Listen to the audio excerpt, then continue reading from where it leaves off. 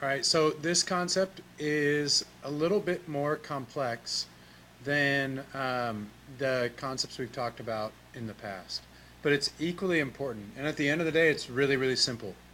Do your homework and be organized. If you want to talk about like how to create a good perception with your teachers, how to make sure that you are successful at school, which leads to getting lots of choices for what you do with the rest of your life, do your homework and be organized. So let's talk about how you might do that. To begin, I'm going to bring up something that I believe. I believe homework is not fair. As is a lot of the world, and it sucks. Homework is not fair. And here's why. Everyone, after they leave class or school, has a different experience. Some people have tons of time for their homework. Some people don't have hardly any time for homework. Some people have super quiet places to work and people that remind you to get to work, and if you do, you're very lucky. Some people don't have really quiet places to work and they don't have people bugging them all the time to get to work. Because of these things, this makes homework unfair. However, there's a significant issue with this. Homework is and will always be a reality.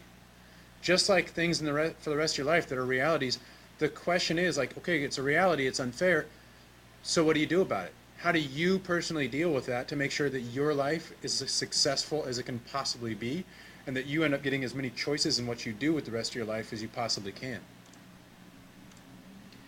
So no matter what your life is like outside this place, once you walk through the doors of a classroom, the standards are going to be fairly similar for everybody. The expectation is very similar.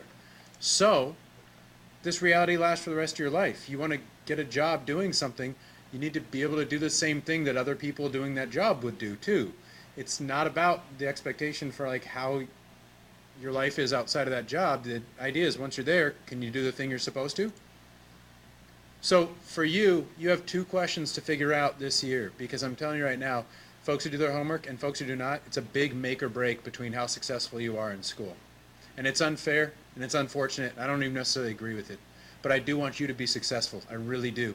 And so my job is to help prepare you for that reality. So your job is to figure out these two things. How do you keep track of what you need to do? How do you get that done? Let's break into that.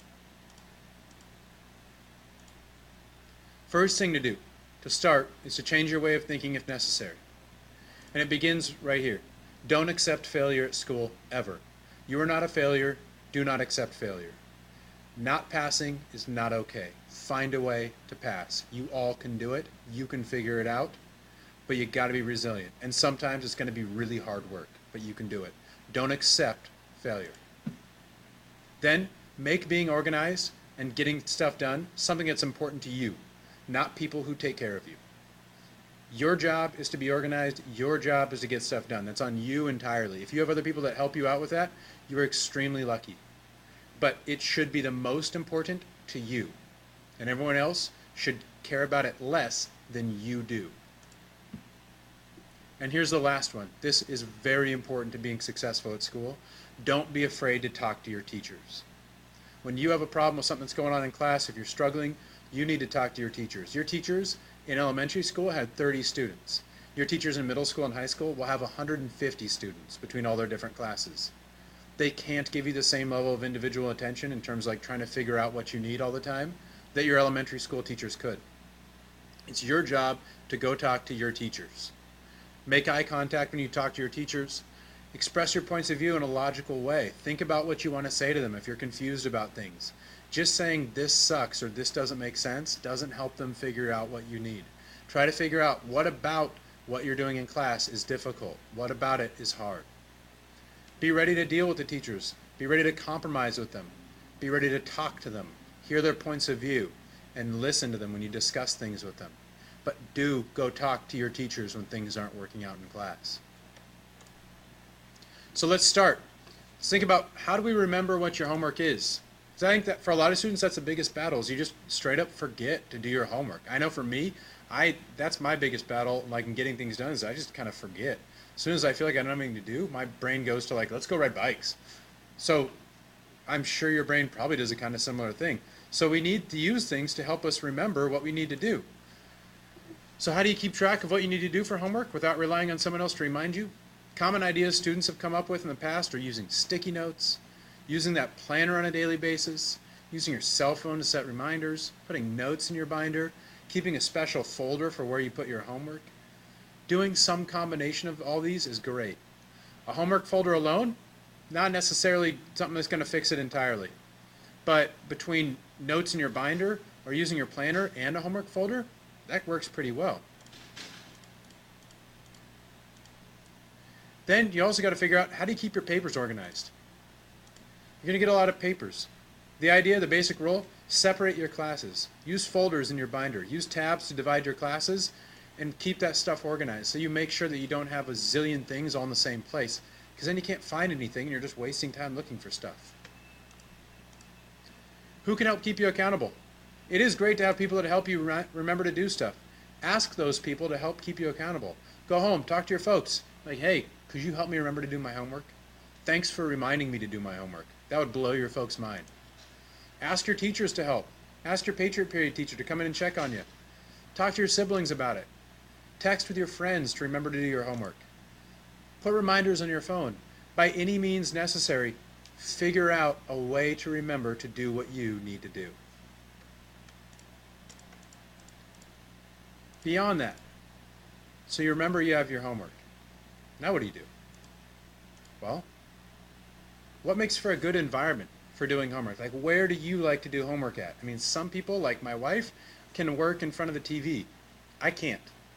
Some people can listen to music. I find that I can do that for some things. Other things I can't. It kind of depends on what it is.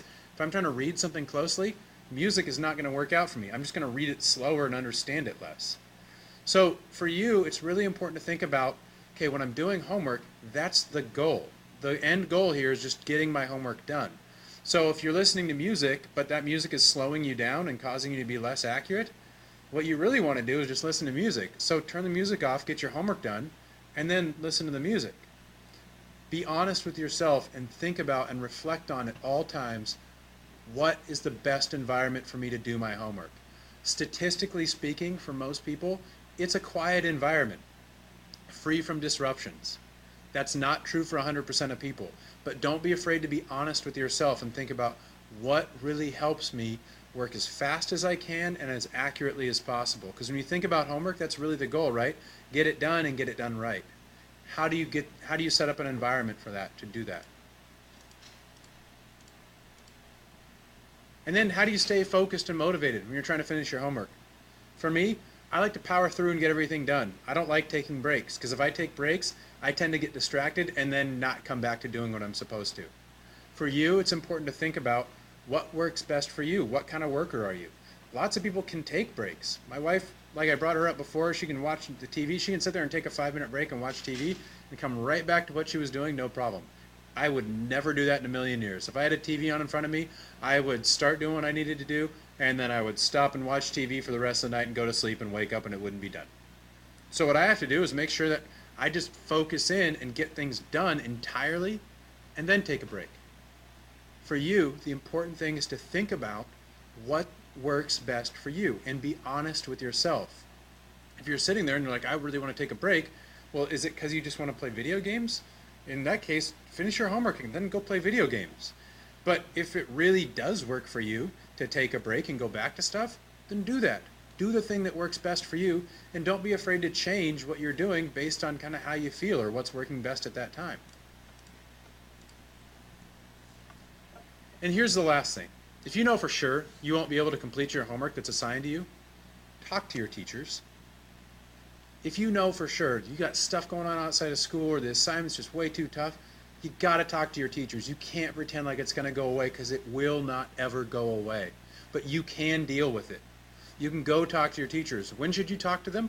Probably like before class, after class, Patriot Period. Probably not raising your hand in the middle of class, because teachers don't want to talk to you about individual things when they're teaching the whole group. So talk to them on their own time and your own time.